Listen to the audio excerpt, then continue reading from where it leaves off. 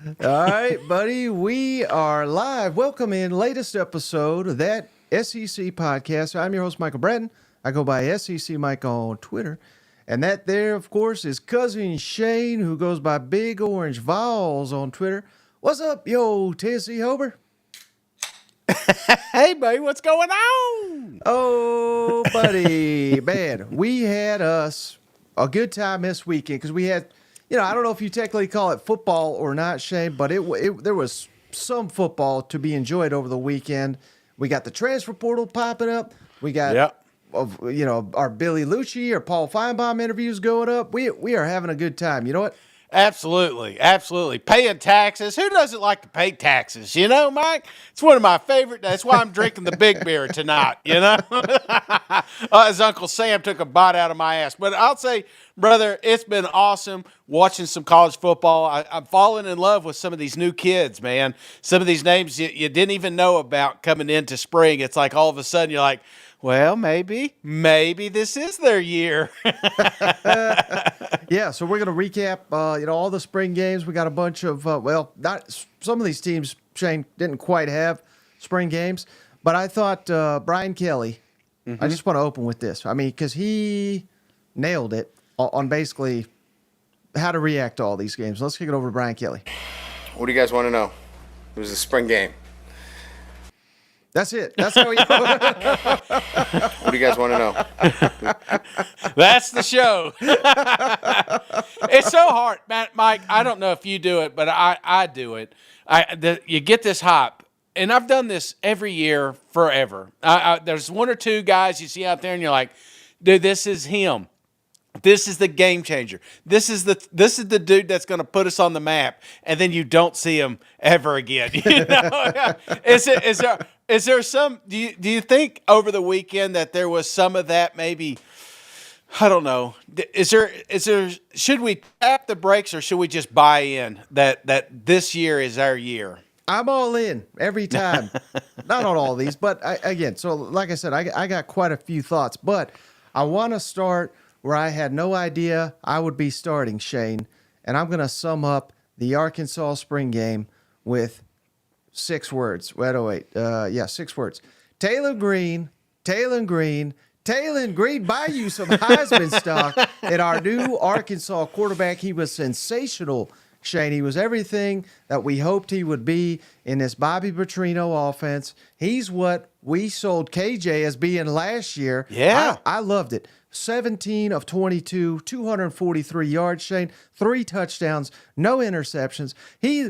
Realistically, Shane, he had 3 touchdowns on the opening drive, but they kept whistling the plays dead because he got touched when we all know he would have broken free on those runs. So, I mean, we got us a sensation here, Shane. We got Jaquaden Jackson, the Utah transfer, Shane. He scored 3 touchdowns in that game. Hot Rod is 100% right. We got Andrew Armstrong, Tyron Broden. We got Luke Haas. We got weapons galore. I'm on cloud 9 right now with the Razorbacks. They need something to be excited about, and damn, I'm excited. Dude, it's like Grim Reaper. No, it's like the Undertaker coming out of the casket. It's like you thought he was down, and then you thought Sam was getting canned. No, I'll tell you what, we're about to see the maybe the greatest show on turf. That's what it's setting up, because I'm all in on Green. I'm right there with you, and this is kind of one of the teams I was talking about, Mike. Because nobody was talking about the Arkansas Razorbacks, but everyone is now talking about the Arkansas Razorbacks, and you even like an A&M fan, you're like, damn, if Bobby Petrino would have been allowed to do this down here in College Station, maybe Jimbo's ass would still be down here. Maybe we would have won 10 or 11 games. You got to be thinking that, because that offense looks so good. Right, you're talking about firing Sam Pittman. I'm trying to give him an extension after this spring game. I mean, it was that impressive. I love to see it. Again, Bobby Petrino, get the handcuffs off him like you alluded to there. That's going to be absolutely huge. Appreciate you, cousin Wesley. $20 for Shane's gym membership. Go wow. Shane's got about 6 memberships right now. Oh, yeah. That's right. I can't cancel them. I got to wait like 3 years before I do that. So occasionally I go in there and I take a dip in their pool, I could have bought a pool with all the gym memberships I've got floating out there. Right. So let's kick it over first to Sam Pittman, Shane. He likes his team. He's fired up. This is kind of what you'd anticipate someone to say, but there was a lot of bad mojo, obviously, at the end of last season, and it feels like a new Razorbacks here. I'm fired up. And then just putting the bow on spring, got better and feel better on both sides of the ball. I like the team, Tom. I like this. I like that part of it. I like the team that they like each other. We have a better football team. Where we go, I think we're going to go up because the kids in the room want to, and they're talented enough to do it. But where we were in November to where we are now, there's a lot of change, and it's been positive. And so I'm happy where we are now. We got a long way to go, but we got the right people in the building, whether it be coaches or players, that can get there. And one quick thing, Shane, again, I know we talked about this last week, but with the opener against Arkansas Pine Bluff, they've kicked that up. I need to update this schedule. It's now August 28th, so it's going to be a Thursday night. That game's in Little Rock, Shane, which if let's say they played that Saturday, he says that we wouldn't have got back till Sunday, 3 a.m. We got a road trip the following week, Oklahoma State. That's not going to define your season, but if you find a way to go on the road and beat Oklahoma State, yeah, I think fans are going to start buying in that we can have a turnaround season. So it's all the more important that we're kicking that season opener a couple days earlier, getting the team a little bit more rest, a little bit more preparation for the Week 2 game at Oklahoma State. So, again, I'm looking for every silver lining I can get my hands on, Shade, but I'm high on the hog right now. Well, and to be fair, Mike, there's a lot of people that aren't, they've been down in Arkansas, that they're not even watching. So, a flex game like that, I think is important for teams like them. If they could come out and create some fireworks, create some top 10 plays for ESPN, then all of a sudden people are talking about you because that's what they need. They need that buy-in throughout the entire season, and it starts now, but truly right there on the Week 1 kickoff. And Cousin Dale, of course, you got to question this. The quarterback was great, but how would you rate the defense? It don't matter. I mean, we're not looking at the negatives here of any. That's a steel curtain out there, Mike. It's a steel curtain.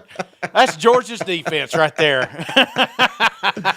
But of course, Shade, what's looming large tomorrow? Officially, the spring portal opens up, so that's on the minds of all these coaches. We just had our running back. What's his name here?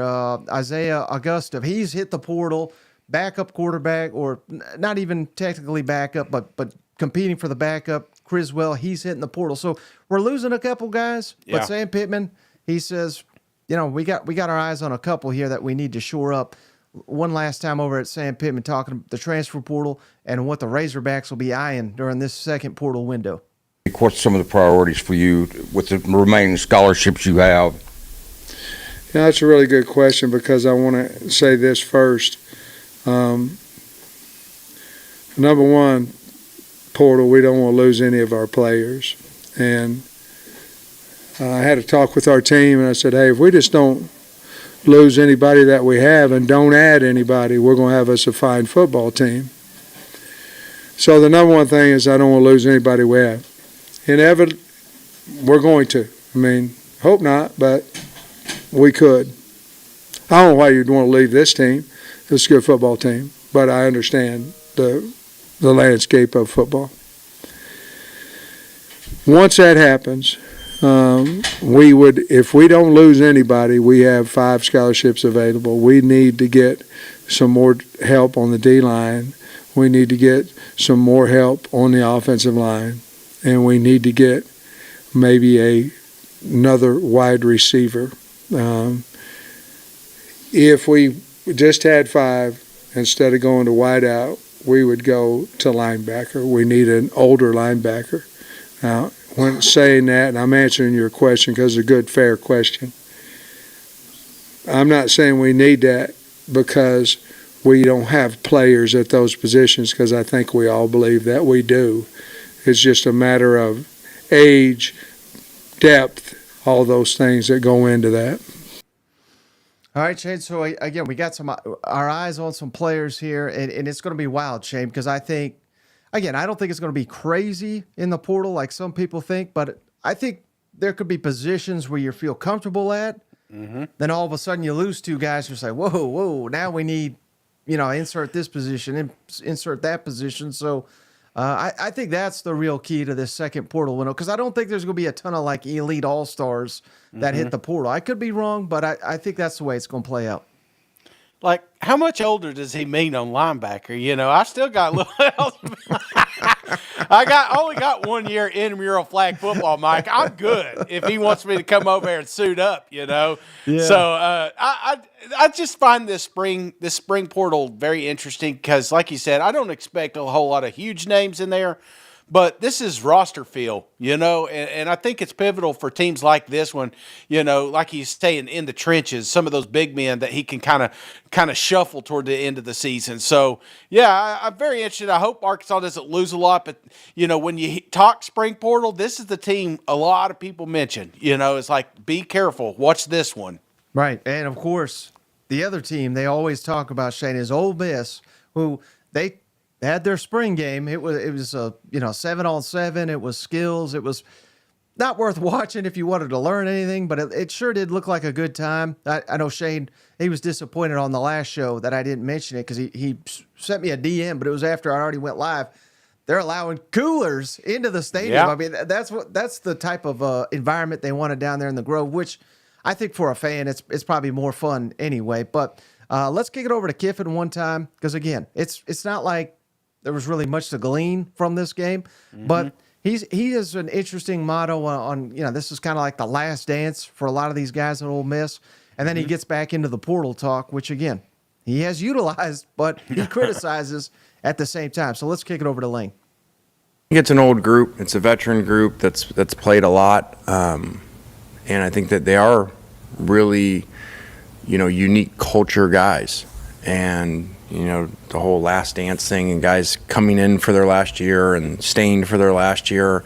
When you do that, you're putting a lot in. You're invested a lot. And so I really feel like they're not just here because they just happened to come here. That they came here to do something really special. Lane, looking ahead a little bit, obviously transfer portal opening up next week. What are your next 3 or 4 days look like?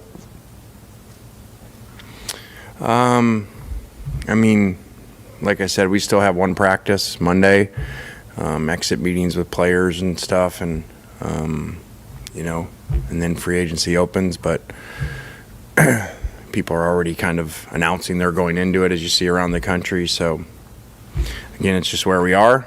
Like I've said before, it probably sounds weird for me because I think we take advantage and we maximize the system that's in place as well as anybody, and it's benefited us as well as anybody around the country, but it's really a really poor system. And here we go again.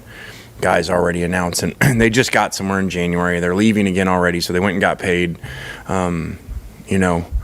Took up spots, and it's not their fault. It's not the players' fault at all. I mean, this is a system that's created that they're utilizing. In the NFL, if you put 2 free agent windows a year and you could opt in every year, twice a year, the guys would do it. You can't get mad at the players, but any people, with any idea of what a system would create like that would never do this. So it is what it is. And I know we've talked about what you just discussed a lot this spring. Do you have concerns about the guys that you landed in the winter maybe doing that? Where do you feel like you stand with your guys? I think we're really good, but then again, you got to stay on all of it because, again, it's a system that, really gets players that may be really happy, maybe everything going great, and they got a relative or something, and they get pre-portaled and someone tells them, come here, they're locked out of going to the SEC, but outside of the SEC, come here and you'll make more money. So you got to be ready for it. I didn't hear a no there, did you, Shane? Your guys you got, are they leaving? They're like, I don't know, maybe he got some crazy system. Yeah, I've been racking my mind with this field day. That's what I call it. It wasn't a spring practice. It was, you remember that when you were in school and you had the three-legged race and the egg toss? I mean, that's basically what they had there at Ole Miss. But it's like no feelings got hurt. You brought your team together as a unit, and I think that's key when you're looking at maybe some of these kids jumping in the portal. If they don't feel like they belong, then they will leave. So it was a fun environment, but more importantly, it wasn't like, okay, you're clear-cut number one, you're clear-cut number two, because those number twos are going to look for another place to play. So I think Lane's always couple of steps ahead of everybody else. He's playing chess while everybody's playing checkers. And he'll come out with the pity party about, the transfer portal, blah, blah, blah, even though he's taking advantage of it. But he's also taking advantage of this situation, the spring practice, I think, and keeping these kids involved and keeping them active. So I don't think there is going to be a lot of turnover there at Ole Miss, brother. Well, he also said, I didn't play the clip because I played so much of them, but he said, someone asked him, will more spring games become what you were trying to do? And he said, I sure hope not, because I want to see all them spring games put their players on film. So you're right. I mean, he's 2 steps ahead. You know what? Absolutely. Hey, thanks. I appreciate the cousins sending the donations. That really means a lot. Cousin Hollis gave us $10. Thanks, brothers. Love everything you do. Appreciate you, Hollis. Thank you, cuz. Cousin Jared just gave us $10. I know he's an LSU guy, so let's jump into LSU next, Shade. Thank you, cuz. But, man, I thought the offense won the day down there. Yeah. And again, I mean, who knows if you're really winning the day or not. But Garrett Nussmeier, first drive, hit Xavier Thomas, the Mississippi State transfer, on a 45-yard touchdown. Nuss went 7 for 7, Shane. 187 yards, 2 touchdowns. Jaden who? Come on now. We got Garrett Nussmeier down. He looked great. Kyron Lacey, all the hype we've been hearing this spring. Mm-hmm. He had a 59-yard touchdown. So, again, the offense, if the offense isn't ahead of the defense at LSU right now, we got big problems. So, we anticipated the offense was going to be ahead. And what we know Blake Baker likes to do on defense, he gets aggressive. He brings pressure from all over the field. You're not going to do that in a spring game, because you don't want to get anybody killed out there. But no surprises, I didn't think. But I think what I come away from, not that we had any big-time questions about Nussmeier or anything like that, but he looks ready. Like he has waited his turn, and he looks ready to seize on it, don't you think? Yeah. No, kudos for him for sticking around. In this day and age, when you have the opportunity to just jump in the portal, when Jaden got that call, it's like he could have went somewhere, and he could have started last year. And who knows, he may have been in this NFL draft coming up. But he stuck with his commit. He stayed down there with Kelly, and I think it's going to pay off big time down there in LSU. They look good, brother. LSU look good. I mean, I know we led the show with Arkansas, but there's a handful of teams that looked really good during spring ball, and LSU was one of them. Yeah, and hey, Shane, I hate to plug our content and all this, but a lot of comments here liking the Billy Lucci interview. Even Sandman, big Texas fan, said, yeah, the interview with little brother Aggie was decent. So I think that's as high as praise you're going to get from a Texas fan. But go check it out if you haven't already. Go check out the Paul Feinbaum interview. We got more of those. We probably should promote these damn things. We got more coming. I'm trying to roll these out once a week, but we got 4 more that we've already filmed coming out, week by week, and we hope to do these all season long. So I'm appreciative of all the positive feedback there. No, and it was fun. I that Billy Lucci, I saw him at the food court, of course, naturally. I was like, holy shit, is that Billy? And then he came over and he's like, hey, yeah, I'm going to be over the next day. And saw Mayor of Nashville came up, and I appreciated taking his time hanging out with us. It's always fun catching up with him because, Billy don't hold back. That's one thing. Some of these talking heads out here, they say the same thing over and over like they're scripted to do. Billy just tells you how he feels, and sometimes that rubs people the wrong way, but I appreciate the honesty, and it was awesome just hanging out with him. Yeah, no doubt. All right, so let's kick it over to Brian Kelly on Nussmeier and the progressions that he's made this offseason. Talk to him a little bit. What did you think of his day and how he settled in? I thought it was good. I thought there was a run read where he tried to, spit the ball out early with Major Burns. Major kind of plays with him a little bit on the line of scrimmage, off playing a little bit of cat and mouse. And, I told him, listen, if he's on the line of scrimmage, he can't get into his B-gap fit. Just hand the ball off. He can't get there. And proximity sometimes forces him to do some things that he shouldn't do. So other than that, I thought he did a really nice job. The throw as he stepped up in the pocket was, quintessential in terms of what he's able to do. He keeps his eyes down the field. That's a huge thing, right? As he steps up in the pocket, he sees, an open receiver down the field. I thought he was clean today. I thought he was efficient. I thought he did the things that we expected him to do. And the reason I really wanted to play that, Shane, because I don't know if you remember this, but when Nussmeier, before Jaden Daniels even like transferred in and won the job and all that, Nussmeier was kind of involved in that. Like, this isn't some guy that's new on the scene or anything like that, but he was always, he was a touted recruit. His father's been in the NFL and the SECs, son of a coach, so he's got the IQ you would want. But the knock on Nussmeier has always been that he's got a little Brett Favre in him. He forces that. He can throw it 1,000,000 miles per hour, but no one gives a damn if you're throwing it to the other team. So no turnovers here. He started the bowl game against Wisconsin. He did have a turnover, but he had 3 touchdowns and like 400 passing yards. So I think the fact that they, it's encouraging that it seems like they've kind of careened that a little bit without him. He's still aggressive. He's still firing those rockets down the field. So I don't know. I think he's really taking the coaching is kind of what I'm trying to get at here. Yeah, I think that's important too because, that shows that you've got a good system in place. When you can bring somebody in that has some of these flaws and then you can make them I mean, look, Daniels had some flaws coming in last season. A lot of people didn't even, ourselves included, didn't have him in the top 3, and then at the end of the year, we're like clear cut number 1. So it's just that kind of progression that you see even with, guys that's been in the system for a long time. It's encouraging for future recruiting as well. I had Jaden Daniels number 2, so don't throw me into your non-top 3 here, buddy. All right, what the last time? Boy, the offense could be historic. Hell, it was historic last year, Shane. But they lost 3 games because they couldn't play a damn lick of defense. So how's that going? Brian Kelly, bold words here, Shane. Let's talk about it on the other side. I know the basic tenets of defense relative to the believability, the energy, the want to. All those things are going to be there, which are important to as a foundation. They'll be there. Then we got to execute, and so we need to get some help at the defensive tackle position, which we will. We're addressing it, and we got to obviously figure out what our corner situation is going to be. I think we answer those 2. I think this defense will be a solid defense, but we've got to answer those 2 questions moving forward. Peter. The long approach to this is,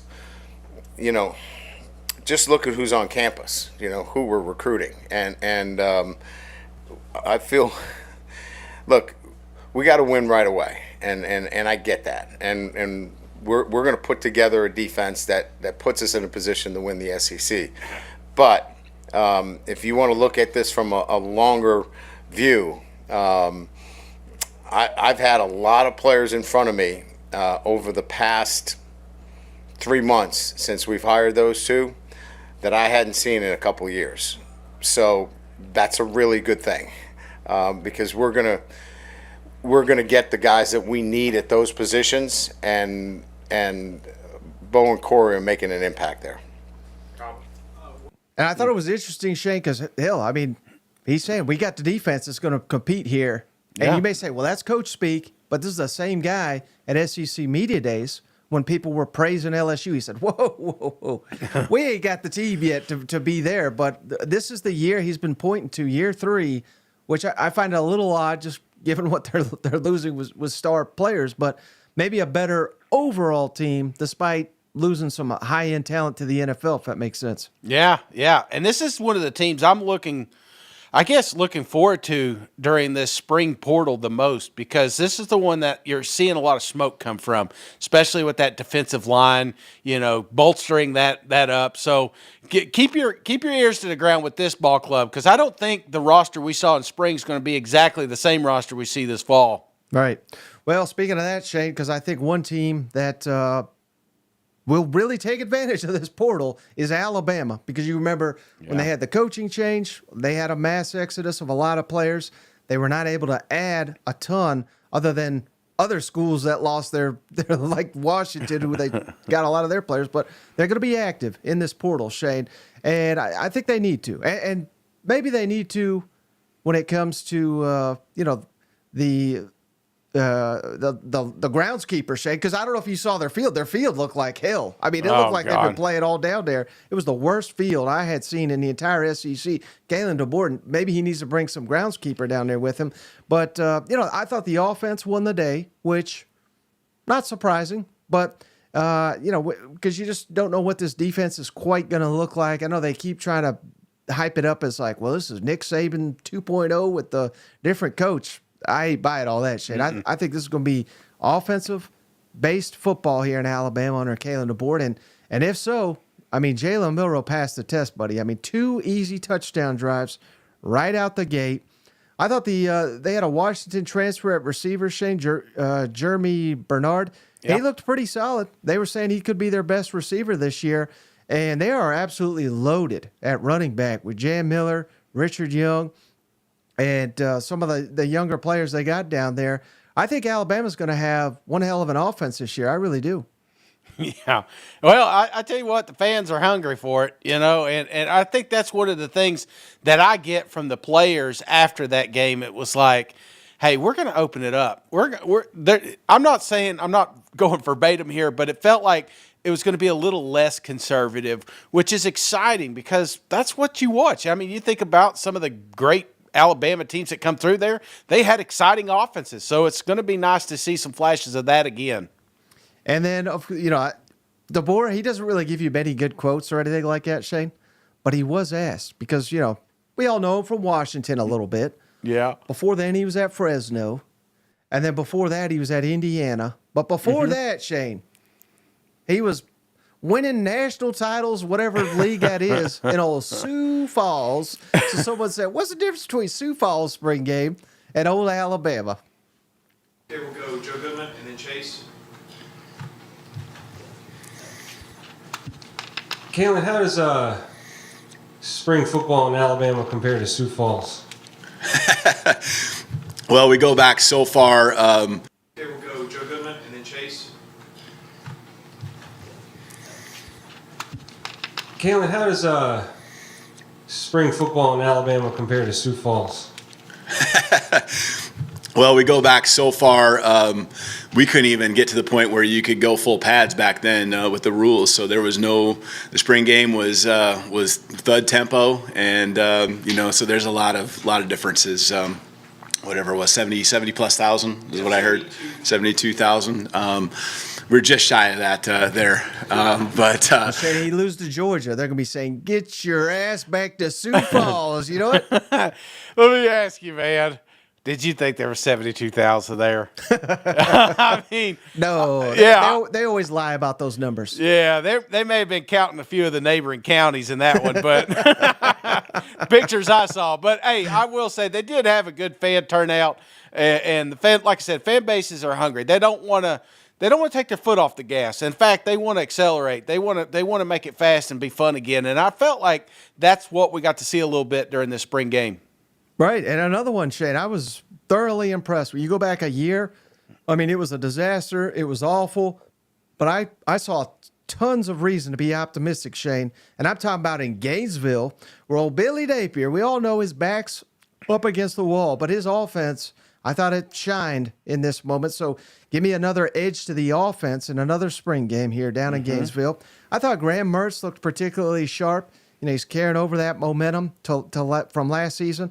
And I know everybody, they all want to talk about the freshman, DJ Lagway. Yeah. He looked the part too, Shane. So, he's legit. And I think that's the biggest takeaway you get from games like this is just what can the younger players do? Not that you want the true freshman starting over the senior at the game's most important position. But I think, there's speculation that Lagway's going to have to play early. And that's, again, that doesn't mean start, but he's almost like too good to keep off the field, and I see it. I saw it in this spring game. I know they each had turnover, but they each had multiple touchdowns. In fact, the first touchdown was DJ Lagway in this ball game. A lot of young players emerged. Eugene Wilson, the sophomore this year, freshman last year. I think he's going to be a huge breakout star. And despite losing ETN, I was very impressed with the running back room. It still looks to be a strength. Down there in Gainesville, 5-star true freshman defensive lineman L.J. McCray flashed. The only bad thing, Shane, I love to troll Florida. You know that. Got special teams, damn it. Special teams, 10 men on the field. What are we doing? We're still doing this. Special teams, special players. What's up? Hey, I'll say this, brother. I felt like this spring game was like a breath of fresh air compared to last. Like you said, there was some dudes out there. You know, I think for a long time Florida's lacked that, and this DJ kid, I don't know how you keep him off the field, brother. Right. I don't know. Well, let me ask you on that note, because we all know Mertz is the guy, and he looked good. Mertz didn't lose the job. No. But I do think, like with Nico last year, Tennessee, it felt like they tried to keep him away so that he wouldn't lose a red shirt, or you know what I'm saying? That's what it kind of felt like. I don't think that's the approach that they're going to have with DJ. I think there's going to be some packages where he's in there. Do you see something like that? Yeah, and again, I'll throw up the schedule here. I know everybody likes to, point and make fun and mock it and all that, but realistically, Shane, they're going to play this kid. I mean, you have to get him in against Samford, Central Florida. I mean, it's kind of reverse of what you want, because you're not going to throw him in against Georgia, at Texas. LSU could be like the biggest game of the, that could determine if you're going to a bowl game or not. Ole Miss is one where, like, maybe you can knock off the Rebels, and that would give you a bunch of momentum. And then, of course, the big rivalry game on the road at Florida State. I mean, these are not situations you want to play a kid that has not played. So we almost got to get him on the field early. And if he shines, maybe then he can play in a lot of these games. But, yeah, I mean, he is going to be seeing the field early and often, but it's going to be up to Billy Napier and company, who have, they've had some shortcomings. Let's call it what it is. They've got to navigate this situation, and if they don't handle it well, I mean, it could be a disaster, because it could be exactly what you're talking about. I mean, I'd say about 85% of the Tennessee fan base by about halfway through the season was like, what in the hell are we doing playing Joe Milton? We need to throw in this Nico. And it became a distraction. And Napier doesn't need distractions, No, I don't think he needs distractions, but he's also a little bit of a wild card, because, if you remember that interview, that fantastic interview with Billy Lucci, if you've not heard it, get over there and click on it. But one of the things he talks about is coaches being CEOs. And sometimes if you ain't winning, you need to sell the future. And that's why I'd love to see him more involved, because comparing Heupel and Billy's current state, last year, it's two different things. There's no way Heupel is going to get fired at the end of the season. There's a chance Billy gets fired at the end of this season. Right. And if they start out strong and maybe have a couple of those stumbles against some of those tougher opponents they got facing late in the season, if he could sell the idea of a future with DJ and the Florida Gators, then I think the fan base is like, hey, we need to give this one more year. He's got his kid finally. It feels to me like you got to keep, unlike Nico, I feel like you got to get DJ out there and keep him exposed and keep that fan base pumped up about the future of the Florida Gators, despite maybe the record at the end of the season. Right. So let's kick it over to Billy, who talks about Mertz and Lagway. Again, I think they got two quality options here, and it sounds like Billy's in the same boat. Coach, you talked about Graham's leadership all spring. How's he handled? I mean, obviously, he comes back. He's had a really good year last year. How's he handled all the hype surrounding DJ? And you just talked about how those guys work so well together. Yeah, I mean, I think one thing about Graham, and you guys know him that are here all the time, is he is confident, he's humble, and he's a great teammate. I think he's got enough awareness. I mean, we're talking about 43 starts. He's been through the highs and lows throughout his career. So I think he sees a young player that's talented, and he is doing everything that he can do to help him, take on more. And I think not only teaching him the football part, but I just think the example every day of how to prepare, how to approach meetings, the self-discipline part relative to how to take care of your body, how to study film. I think we're going to look back and we're going to say that it's one of the best things that happened to the University of Florida is Graham Mertz came back for another year while DJ Lagway was a true freshman. So it's going to benefit both guys. I think there's something to teaching, right? I think that's the best way to learn. And I think both guys are just good human beings, right? And I think they've got character. So it's been fun to watch, fun to be a part of. Sell that future, Coach. I like it. Isn't it Billy's job to teach DJ how to do all those things? No. It's Mertz. That's why you got Mertz there. Hey, this is what you want, though. So even though Florida Gators maybe not as successful as fans would like, but you look at some of the most successful programs. You always, if you have that kid in waiting and behind. That's why I'm pumped up about Nussmeier down at LSU. I just think that extra season, even though he didn't get the reps on the field, he got plenty of reps off the field, and he saw what it takes to be a Heisman. He saw what it took to compete for a SEC championship. So I'm excited about that down there. It's because you don't have to throw DJ in the fire. But, you still – I thought Flames nailed it. I don't know if you saw that comment earlier. It does kind of remind you of that Leak-Tebow combination. You knew it was Leak's job, but everybody loved it when Tebow came in there and did his little jump pass, Except for Tennessee fans, of course. All right, and then one more time, Billy Napier. Again, echoing a lot of the same stuff, Shane. This is our best team. This is our deepest team. I get it. Their back's against the wall. I think they got to deliver. I think he knows that, and he's putting it out there as if Florida's going to be a lot better than people realize. Billy, how much more confident are you after this spring than you have been the previous two springs, looking forward to see what you've got and how far you've come? Yeah, I think I look around the room in a team meeting setting. I see some guys that are in year 2, year 3 of our systems that have played a lot of football. The top of that list is the quarterback position.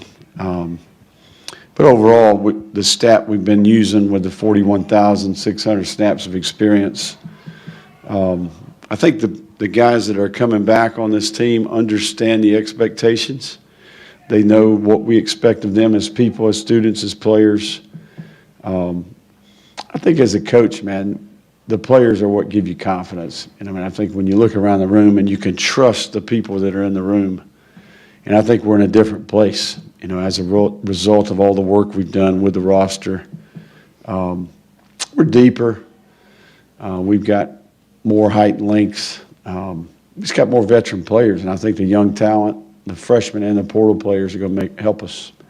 So I'm definitely that to go along with the changes that we made after evaluating the season. I feel good about where we're at. Now, you say that, Shane, you best not lose in the swamp week 1 to Miami. Otherwise, your ass may be out of here. You know what? Absolutely. How many more of these clips you got? I'm going to have to switch to coffee if you keep this up. Let's kick it to a team we know is going to be good next fall, Shane. Georgia, where I thought this was one of the lone exceptions where I thought the defense won the day down in Athens down there. And again, I think part of that was because Carson Beck, it's weird. You kind of critique guys that are so accomplished that he's going to be a factor in the Heisman race all season long. He didn't have his best performance, I didn't think. He still scored a touchdown, but again, he had an interception late in the first half. I thought Gunnar Stockton looked pretty good. This is how deep we are in Georgia, Shane, where the backup shines. When the starter maybe doesn't have his A game, maybe has his B game, but the backup looks like all world himself. Of course, Trevor Etienne, he flashed. You could see that he is going to be an immediate impact. He looks like the best running back they currently have healthy on the roster. And Dominic Lovett, year 2. Let's not write him off, Shane. I thought, he was terribly disappointing last year, given all the hype that he had coming in to Athens. Ra Thomas is another one we'll have to watch. But, I mean, so many weapons. Michael Williams, Shade, you see that pass? He batted in the air. He caught it. It reminded me of you in high school, except he actually made the play. Colby Young, the Miami transfer, he had a nice red zone touchdown. And then C.J. Allen, star emerging linebacker, he's the one that picked off Carson Beck. But I thought it was a little bit of again, the offense I didn't think had their best day, but that's probably cause for concern in the rest of college football because that means Georgia's defense probably going to be elite again. You know what? Yeah, that's kind of what I felt like in this game is that the defense was just deeper and more prepared, it felt like, for Georgia's offense, which, that's like that Saban says, iron sharpens iron, and I feel like that's kind of what we're getting there at Georgia. There were some slugs, and I like the flashes of running game. I feel like that's what's Georgia's lack, here the last season. It's just that RBU. I mean, that's what they claim to be, and that's what they've had. They've had a lot of NFL talent come out, but there were some flashes of some dudes there. What was that? I'm terrible at names. What was that big old boy, the running back? He damn looked like King Henry Jr. out there. Did you see him? No, was that in the second half? Yeah, somebody help me out. They saw it. I swear this kid, I think he was like 6'5", 400 pounds, running like a damn 4.240, it felt like. I was like, where'd they get this monster? So, yeah, I like this running back room. I think ETN's going to be a huge piece, an absolute pivotal piece for these Georgia Bulldogs and going to help them win a lot of ball games. Right. All right, and then so here's Kirby on Carson Beck, who says, obviously he's one of the leaders now. Yeah. But just the how he has grown in his game going into year 2 as a starting quarterback down there in Athens. Yeah, Carson had a great spring to me. He's had a quiet leadership. He's got a lot of confidence. When things aren't going well, kids and players and O-line turn to him. He had really good moxie out on the field. He never, pressed or got frustrated. Even today, he drove the team down and made some really elite throws there at the end to give us a chance to tie the ball game. But taking today out of it, I don't even go off today. He's had a good spring. He knows how to navigate a pocket. He knows where to go with the ball. There's nothing he hadn't seen on defense. So I'm happy with where he is. I want him to continue to grow as a leader. Shed, do you think it's because he's so working hard and excelling on the field that he's a leader, or because he's got that $300,000 Lamborghini and everybody else wants to be like Carson? Well, maybe a little bit of both, you know what I'm saying? Hey, Susie says that was Roderick Robinson. There you go. So, golly, that dude, I don't know, man. The I'm next buying beast stock in running that back kid. down there in Georgia. You know what? Absolute monster. He reminded me of Jacob Jacobs or what? You remember at NFL, the Giants there? It's just a big old boy, and I miss that. You know what I'm saying? It's like I feel like sometimes we get where we want to go fast in the tempo and stuff, and we get away from these just damn head knockers. He's just bashing the line. That's why Georgia's always good. They control that offensive line, and there may be games you got to close it down. And I felt like we missed some of that last year. You know, they didn't have the ability to just close a game out. Sometimes they kept them close. And I think with an established run game that they're going to have this season, Georgia's, they're going to be scary, man. They're going to be scary good. Yeah, and let me pull up their schedule real quick here, Shane, because as they ran through it last year and basically went untested through much of the season, it was obviously that Alabama game that got them. Mm-hmm. They couldn't get critical stops, and they couldn't really run the ball that well against Alabama. So, this schedule sets up, I think, a lot better with Clemson, at Bama, at Texas, at Ole Miss, Tennessee. You're not going to make it to the SEC championship without getting tested probably a couple times with this schedule. So again, you don't want to see your team lose. Yeah. They're going to be favored in every damn game. They'll probably win them all, but if they fall short, I don't know. I feel like this team will be better equipped in the SEC championship game, if that makes sense. Absolutely, and they got some tough matchups. When you look at some of these teams, some things that stand out to me is there's a lot on there that have elite defensive linemen. You know what I'm saying? So closing out the game, I just talked about establishing a run. It's like you're going to have your hands full. It's not going to be easy, but that's what Georgia missed last year, and I don't think they were one-dimensional by no means, but it just felt like when Georgia's at their best, it's when they're getting every rush attempt, they're getting 4 or 5 yards. You know what I'm saying? They're averaging 4 or 5 yards. And then that's going to make pressure a lot easier for Verbeek back there. And so he doesn't have to win the game. He just needs to turn around and hand the damn ball off. Right. Well, how about Tennessee, Shane? The orange and white game. Here's another one. I thought the defense looked a little bit better. Yeah. But maybe that's because the offense I didn't think looked that great. I'll be honest with you. When Nico didn't look that sharp to me again, I'm not hitting the panic button, but Gaston Moore, the walk-off baby, he was fired up. We may have a quarterback competition down here on Rocky Top. Even the freshman Jake Mertlinger, I thought he ran the ball a little bit better than I thought. And freshman receiver Mike Matthews had a 63-yard touchdown. He looks legit as well, but not a lot of takeaways for me from Tennessee. It seemed like they were trying to be vanilla as hell. Very. Yeah, very vanilla. I think that's what they're just working out some depth there, it felt like. Of course, there was a lot of games just like this one here. So, but it didn't – everybody, all Vol fans wanted to see Nico come out here and just pull up an Arkansas game like Green, But we didn't get it, but that's okay. Maybe we're just holding off till August, Well, Heupel, after the game, Shane, he says this is the best receiving core we've had.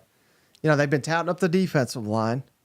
The offensive line, short of maybe left guard, it could be the best yet of the Heupel era. So, you're seeing all these things, and who knows? I'm not, certainly I'm not saying Nico's better than Hendon Hooker that in 22. He was otherworldly or anything like that. But I don't know that you need that because I think the team around Nico should be the best. And hell, I'd even mention James Pierce, who may be the best defensive player in all of college football. Mm-hmm. This all you're hearing from Heupel too is essentially this is the best overall team we have.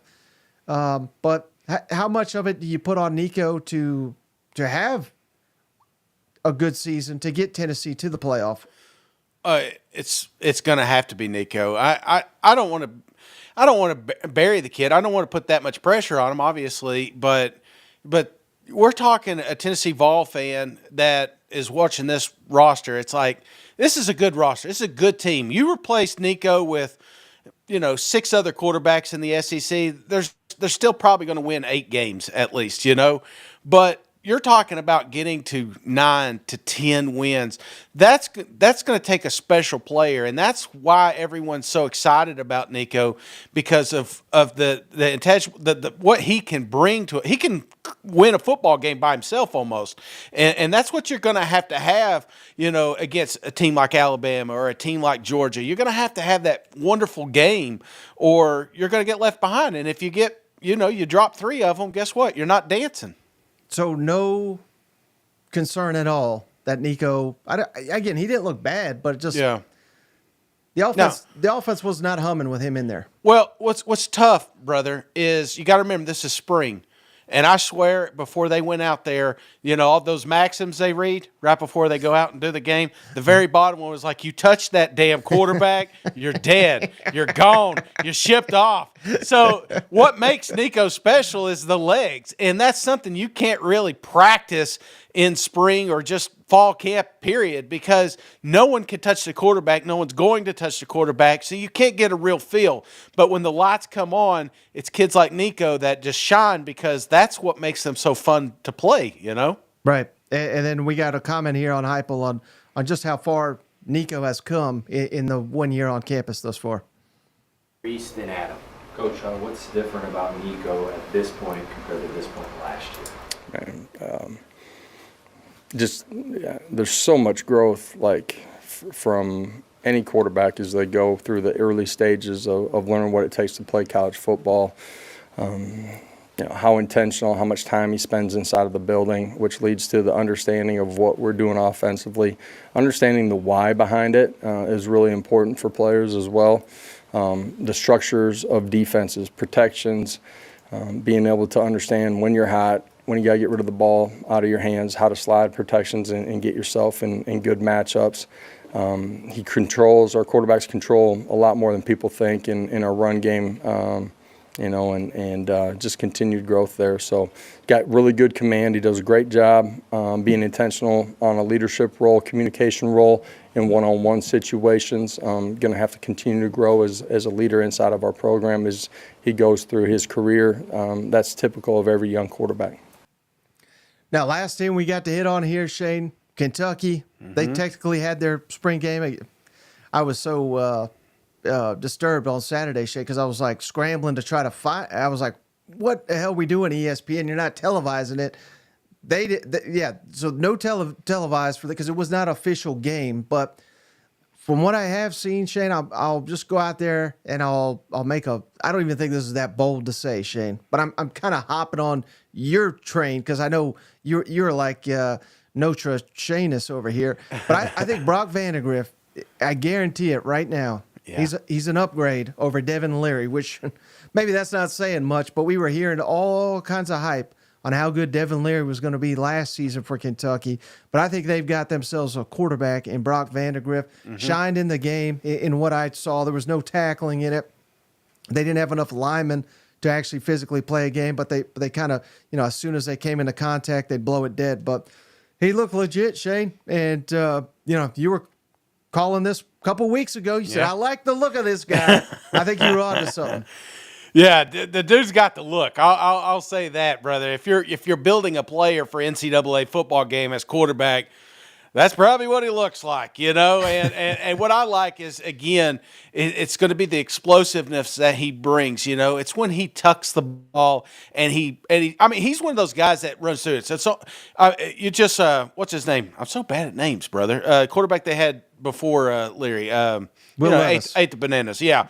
At his prime, when he would run over people, that's what Kentucky fans missed. It's just a guy that would just do everything to keep the chains moving. That's what I think Brock brings to it. So there's some things he's going to have to work out. There's a reason that he was never the number one dude there in Georgia. We know that. But sometimes people play better than they practice. So I don't know.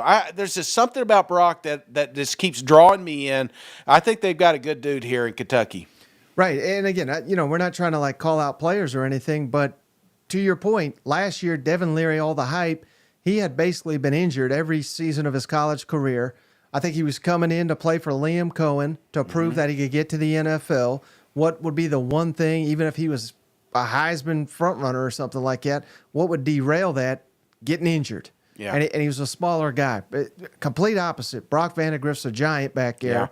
Yeah. And he has got, I'm sure he hopes to get to the NFL, Shane. If he does not come up big for Kentucky, he's got no prayer getting there. So he's got to put it all on the line, not just for himself, but for the team to get on the NFL's radar. So I think he might...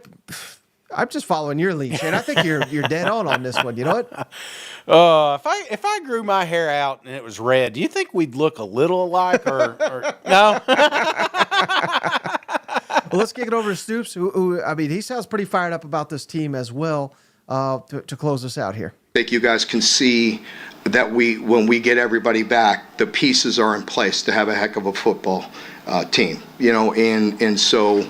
I think, that's what's exciting for us. I think, obviously we're down 9 defensive linemen right now. Expect it 6 for sure to be ready, by camp for sure, close to 100%. Down, maybe down a few for a month or so at the beginning of the season. But we have good depth there. That was one of our positions where we had great depth, and all of a sudden, bam, we get whacked. With some injuries. So it's always good to have the big guys, and we should get those guys back. Outside of that, we had a lot of surgeries from last fall. So, quite a few guys were not participating to begin with, or very limited, this spring. But I'm pleased. I think you could see the operation. I think you could see offensively some pace. I was glancing. You guys may have looked, but I always like keeping my eye on it. And in that situation, I mean, it seemed to me that the ball was snapped with about 20 seconds, just about every time or more. You guys may have analyzed it better than I have, but just at my first glance, looking at it, looked like we were getting some plays in and out. Guys were getting the formations and executing. You know, we have some playmakers. Again, you know, with Coach Henman, it's always difficult because, you know, certain things you're doing, certain things you're working on. You don't want to put too much out there that's going to be totally open via the internet or film, you know what I mean, for people to watch, you know, that. But I'm pleased. He's pleased, Shane, which that sounds like us after hyping up Brock Vandegrift. You know what? That's right. It sounds like he was in there by himself. Are they still over there welcoming that basketball coach? Is that what they're doing? Hey, shout out Cousin Rick, $20 donation. Oh, the thank you, Cuz. appetizers, spring games are done, he says. Time to watch the main course. Texas A&M, Texas, next weekend, Oklahoma, and Mississippi State, which is going to be an intriguing one, Shane, with all the change down there in Starkville. So that's who we have to close it out next weekend. So a lot of, you know, we'll be covering all those teams. We're going to be heavy on those teams this week, I would imagine. But I know you're going to be out tomorrow. Stephen Lassen will be in. So flip-flopping. Yeah, we're flip-flopping here. But anything else, Shane, before we hop off the line? No, it's good. It's good. I mean, like I said, I love spring ball. I love just watching some football. You know what I'm saying? Because we're about to hit a little slick here. But the portal, very, very active. So be sure to keep your ears to the ground. We'll be covering all of that. So if you're on YouTube, be sure to subscribe. If you get a chance, just close this down, hit that like button. I know it sounds dumb, but it helps us out tremendously. We're just trying to grow that platform as we get into some SEC action. Mike's putting out these interviews. We got a handful of fantastic. We got Billy Lucci. We've had Paul Feinbaum. We got some other big names coming up. So once a week you're going to get that. So you'll get it exclusively on YouTube first, and then it'll air for the pod on Mondays. So if you want to get it a little bit early, just be sure to jump on there. But Mike, it was great catching up with you. I'm going to drink a shit ton of beer tomorrow because I'm going to I may turn it off. I just want to make sure the balls are okay. We don't lose half our team in the portal. But but after that, brother, I'll be back after you and Steve get together. Yeah, I was thinking. I mean, the Tennessee Vols may be unrecognizable by the time you get back, Shane, with this wild portal action. So, can't wait for that. And just a quick behind the scenes for the audience. Yeah, I mean, we have so much fun doing these in studio interviews, and this was the first time that Shane was involved in them.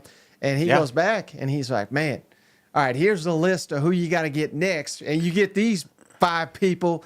Then I'll drive back up to Nashville. That's it. I hope to be able to do this all off season long. But I guess it really just depends on Cousin Shane if he's impressed enough with the guests I can pull. Oh, I'm there, brother. That's what we'll do. We'll just do a wild weekend, drink some cold beer, and talk to some more folks. Because I like the more the longer format interviews because you finally get to see them as a person. You know, it was nice, like Paul. You know, I mean.